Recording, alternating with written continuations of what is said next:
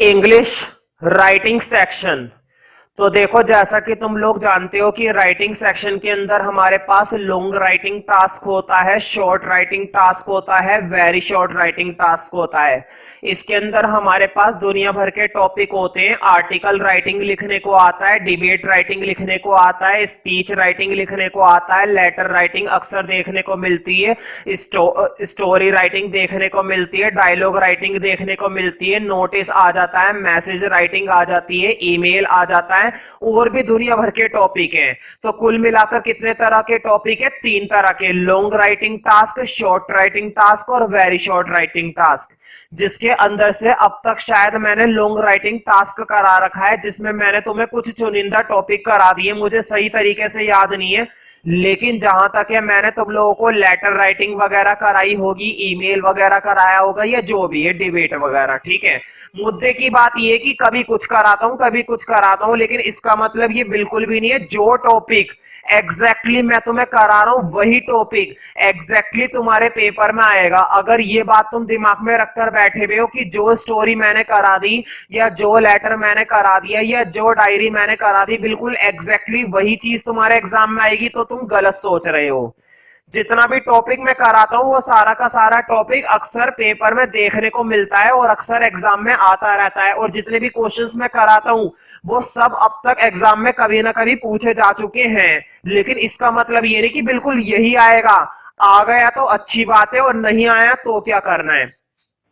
ये जितना भी टॉपिक मैं करा रहा हूं, ये टॉपिक मैं तुम लोगों को इस बेस पर करा रहा हूं कि अगर बाई चांस पेपर में सपोज मैंने तुम्हें कोई स्टोरी कराई और वो स्टोरी तुम्हारे एग्जाम में नहीं आई, कुछ और स्टोरी आई है, तो देखो तुम इस स्टोरी के बेस पर उस स्टोरी को कैसे बनाना है वो तुम दिमाग के अंदर सोच सकते हो और उसको बना सकते हो ट्रांसलेशन की हेल्प से। इसलिए मैं हर बार क्या करवाता हूं, तुम लोगों को अलग अलग टॉपिक पर प्रैक्टिस करवाता हूं, और हर एक टॉपिक कई कई बार अब तक एग्जाम में आ चुका है, इतना मैं जरूर बोलूंगा। और कई बार ये टॉपिक भी देखने को मिलते हैं, ऐसी बात नहीं कि ये टॉपिक नहीं आते, ये टॉपिक भी कई बार अब तक एग्जाम में आ चुके हैं। अगर आ गए तो अच्छी बात है, उससे बढ़िया बात तो कोई है ही नहीं कि अगर यही टॉपिक आ गए, और अगर नहीं आए तो इसके बेस पर तुम उन टॉपिक को कर सकते हो।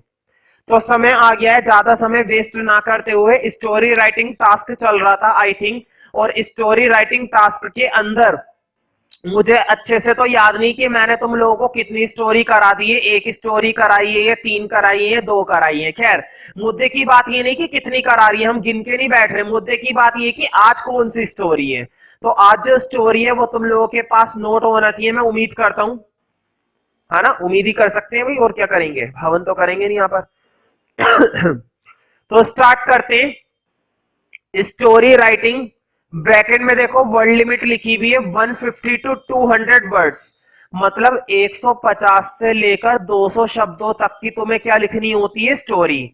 एक बात हमेशा ध्यान रखना, जब भी स्टोरी एग्जाम में आती है सबसे बड़ा टॉपिक यही होता है। कभी ये स्टोरी 10 नंबर की देखने को मिलती है एग्जाम में, कभी 8 नंबर की देखने को मिलती है, कभी 12 नंबर की देखने को मिलती है।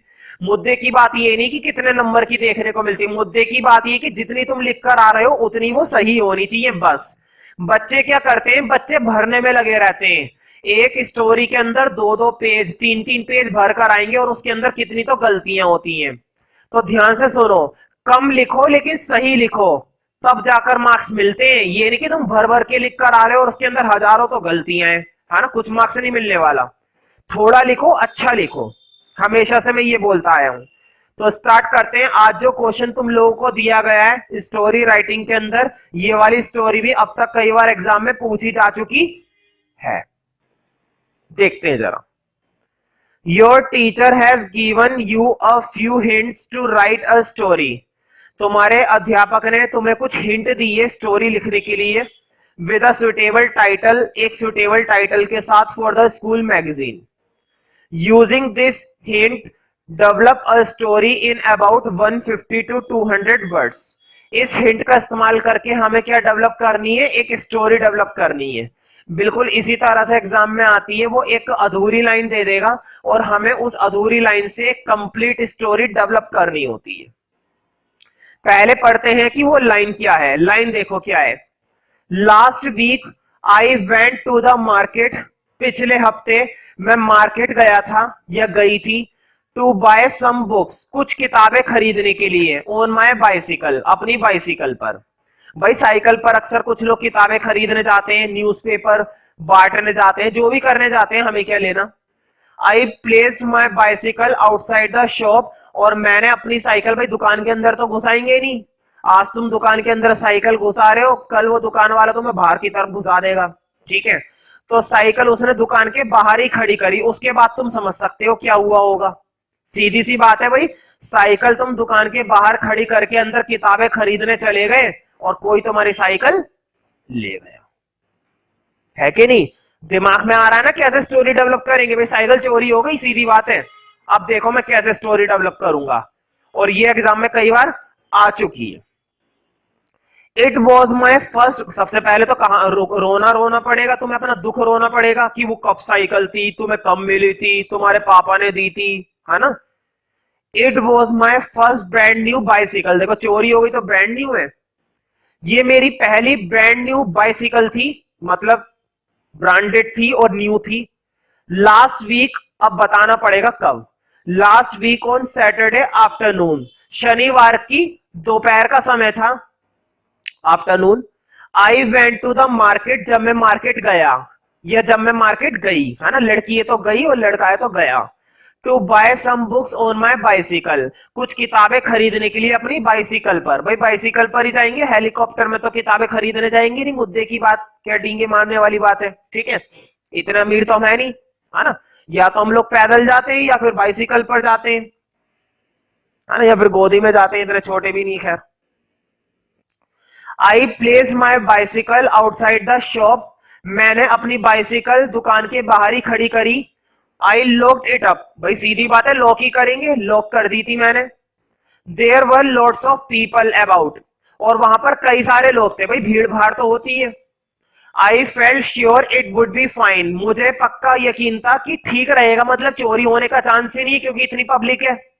ये नहीं पता चोरी तो पब्लिक में ही होती है, तो उसे पूरी तरह से यकीन था किसी तरह की कोई दिक्कत नहीं है, सब ठीक है, तो मैं अपनी बाइसिकल खड़ी कर देता हूं। बट 2 आवर्स लेटर, देखो किताबें खरीदने गया था, किताबें छापने गया था, 2 घंटे बाद आया है, 2 घंटे में तो दुनिया बदल जाती है, तो इसकी साइकिल है। But 2 hours later it was gone, 2 घंटे बाद जब वो आया तो यहाँ पे थी नहीं, इट वॉज गॉन, वो जा चुकी थी। The log was lying on the payment, payment वो होता है ना, तुमने देखा हो बीच में सड़क होती है और सड़क के साइड में फुटपाथ सा बना हुआ होता है, उसे कहते हैं पेमेंट, चबूतरा कह सकते हैं, बाउंड्री वगैरह भी कह सकते हैं एक तरीके से, है ना। तो जो इसका लॉक था वो लॉक वहां पर पड़ा हुआ था पेमेंट पर, उस चबूतरे पर क्या पड़ा हुआ था, लॉक पड़ा हुआ था। जो लॉक इसने किसके अंदर लगाया था, साइकिल में अपनी, तो लॉक तो छोड़ गया। इट आई वॉज गटेड, इसका हलक सूख गया, मतलब इसकी जुबान रुक सी गई, मतलब घबरा गया, भाई सीधी बात है, साइकिल गायब, लॉक पड़ा हुआ है, तो गट हो गया, गटेड मतलब हलक सूख गया, घबरा गया, घबराहट के मारे गला सा सूख गया इसका। समझ रहे हो ना मैं क्या कहना चाहता हूं। I tried to arrange to meet the police, मैंने जैसे तैसे प्रबंध करा, मैंने कोशिश करी पुलिस से मिलने की। There, so that we could look for it together and reclaim it, ताकि हम सब मिलकर एक साथ उसको ढूंढ सके, किसको, साइकिल को फाइंड आउट कर सके। आफ्टर फ्यू डेज, कुछ दिनों बाद, I saw my bicycle in a dirty colony of thief, मुझे अपनी बाइसिकल दिखाई दी किसी गंदे इलाके में चोरों की, मतलब जहां पर चोर वगैरह रहते, तो गंदे इलाके में इसको, चोरों की गंदी बस्ती में इसको वो साइकिल दिखाई दी। आई वॉज स्केर्ड, मैं डर गया, बट एंग्री इनफ, लेकिन मुझे गुस्सा भी बहुत आया, भाई गुस्सा तो आएगा ही। टू गो अहेड, और ये आगे गया, एंड स्पीक टू हिम, और उनसे बोला।